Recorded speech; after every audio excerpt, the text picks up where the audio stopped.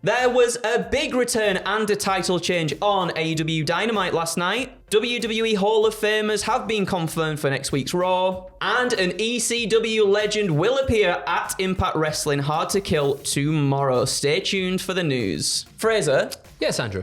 What's one thing Dynamite's been missing for the last quite a few months at this point? Ooh, there's a lot of things. There's a lot of things? Well, you can't have Dynamite if you don't have the boom! That's right, everybody. Adam Cole has returned to AEW, and he appeared last night on Dynamite to announce his return. It was a really, really lovely promo. He was swerving us. Yeah. He was swerving us a little bit. It was I've got some good news and I got some bad news. I'm afraid I've got some bad news.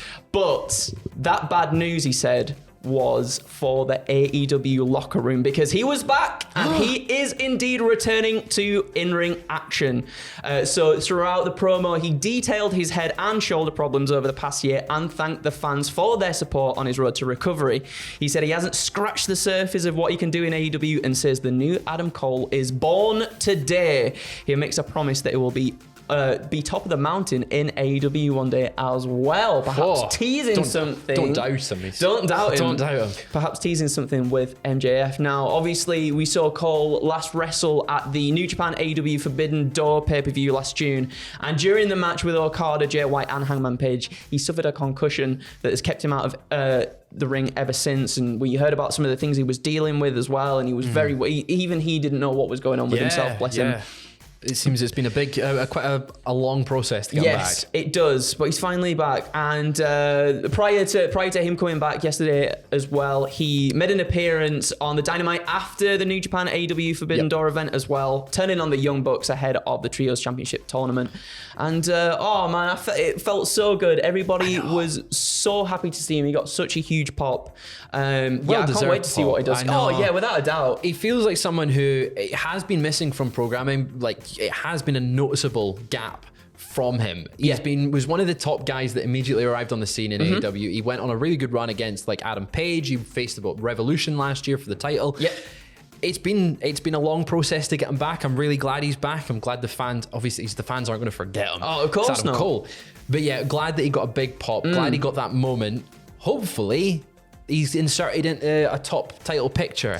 Give him the TNT title. That's what I was thinking as well. Him and Darby, I think, have put on a fantastic show. It feels like he's very much sort of perhaps in a babyface role now as well. I think when someone so beloved as Adam Cole comes back, it's hard not to sort of, when the fans like absolutely adore them so much, it feels like that's sort of the natural thing. He came out, he thanked the fans for sticking with him this whole entire time.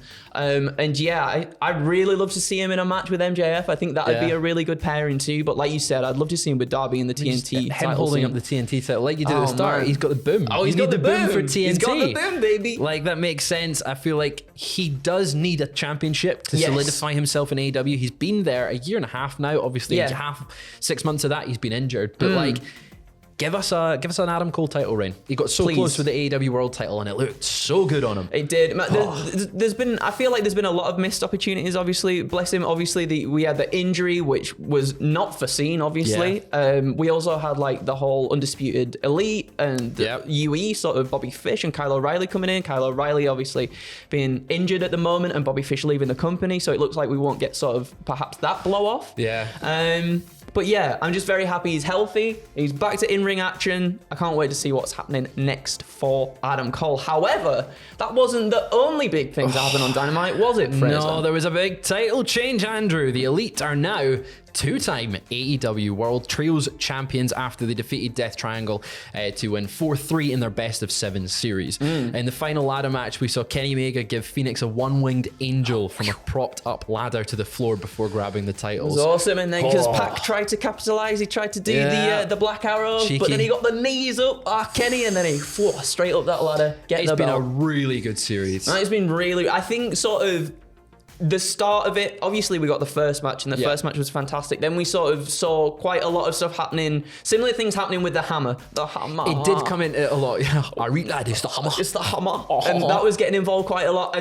But at the same time, I guess when we thought perhaps it maybe would get a little bit stale with the hammer stuff, they sort of turned it and then started adding stipulations in there, which has been really fun to see as well. And I wonder where we go from here for the Trios Championships. For the Trios, I mean, if they're smart and they can put their differences aside, it's Punk and FTR, but it's not going to happen. It's not going to happen. But that would be gold. Oh, that would be so good. The Elite versus Punk and FTR, that would be a dream. It's not going to happen, sadly. No. But yeah, the AEW's.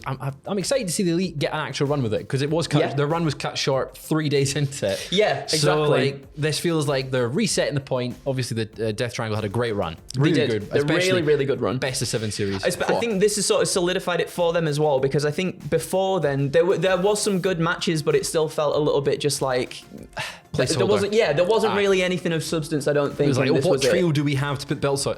They'll do. Yeah, exactly. Cool. Now they've solidified themselves. They've got a good run. And they're all top guys. So they really are. What they do now, they've been a bit more legitimized because they've had belts. Absolutely. But we are staying with AEW a little bit longer, because a star could very well be taking some time off, and well deserved as well. Very well deserved. John Moxley and Hangman Page opened Dynamite with just such a brutal singles match. Like, they really went for it in this one, and it was great. They really did. And it ended with Page getting a buckshot lariat for the 3. Sort of John Moxley kind of like lands a little bit weird. He kind of like I think sort of the angle that he did it at may have been purposeful.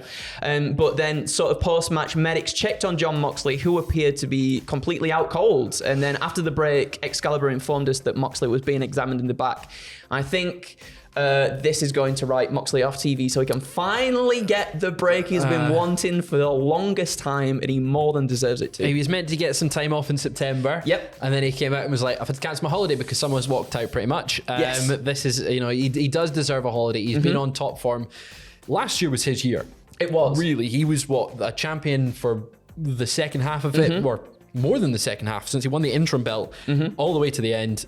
He's been on another level. It's John Moxley. Give him a couple months off. Exactly. I think he really stepped up when, I guess, really he didn't necessarily have to if he didn't want to, and he still absolutely brought his A game, because all of his matches were so fun to watch. I think this will also freshen him up a bit. Giving him some time off will take him off screen, so that when it's not that his pops have been diminishing at all, or that people are getting bored of him, but that moment, like with Adam Cole, a little bit of absence, it makes the heart grow fonder. It definitely does. That pop when Wild Thing will play when he comes back. Oh yeah.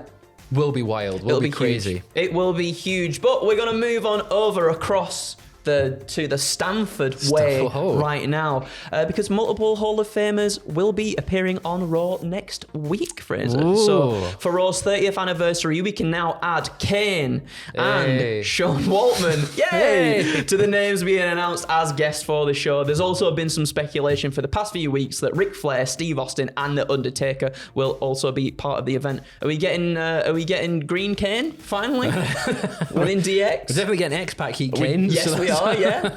So we're getting X-Pac and Kane on. I think we'll maybe not see Green Kane. That would be fantastic, though. It would be very good. Do you think he'll be in a suit? Yeah. Full suit Kane. He always is now, isn't he? He is now, yeah. I want to see him in the suit with the mask on, though, at the same time.